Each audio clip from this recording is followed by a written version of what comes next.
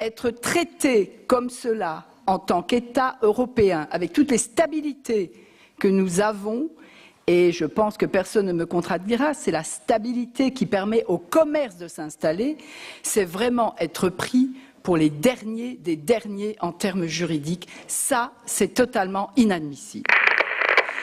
La coopération réglementaire, elle signifie concrètement que ce n'est pas les États qui déterminent comment les règlements se font, elles disent qu'au départ, ce sont les entreprises, les multinationales qui se concertent ou les administrations et qui vont ensemble déterminer quelles sont les meilleures normes pour le commerce. Et que par la suite, eh bien, que les États s'organisent et exécutent. Ça veut dire que nous sommes en situation de totale tutelle par rapport au redéploiement économique. Et enfin, si je vous dis 1,75 milliard, eh bien, c'est ni plus ni moins que le montant des affaires en cours en litige du Canada. Si je vous dis 135 millions, c'est ce qu'ils viennent de payer. Et si je vous dis 37 fois, c'est le nombre de fois que le Canada est actuellement poursuivi avec ce dispositif d'ISDS.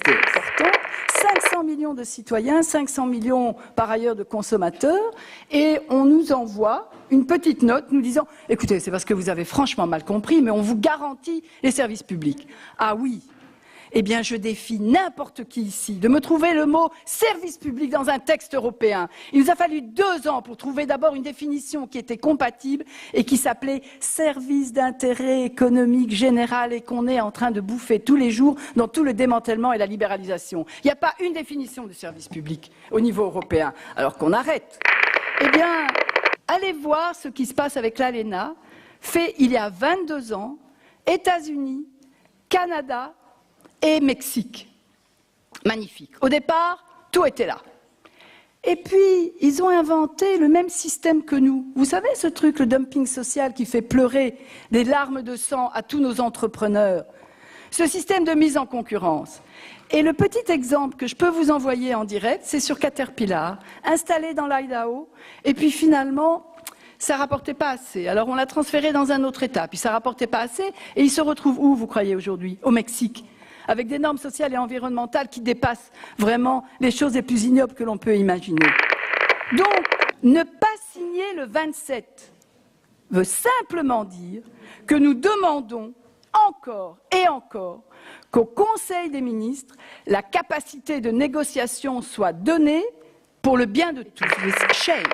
Et mes mots en anglais, c'est tout simplement parce que c'est cette langue qui permet tellement bien de pouvoir travailler dans le flou et l'artistique, qu'elle est vraiment devenue la langue diplomatique. Je peux vous garantir que c'est la langue qui permet aussi de lancer les guerres, mais c'est aussi une langue qui ne permet en aucun cas, pour nous qui sommes des francophones, la capacité est de nous défendre et d'avoir vraiment un combat important. Pas seulement, encore une fois, pour la petite Wallonie, pas seulement pour la Belgique, mais simplement parce que pour une fois, quelqu'un devient véritablement un caillou dans une chaussure, dans une machine ronronnante, avec laquelle on en a marre de devoir dire demain, c'est à cause de Bruxelles. Pour une fois, si jamais on ne fait pas cela, on pourra dire c'est peut-être sans la Belgique. Voilà.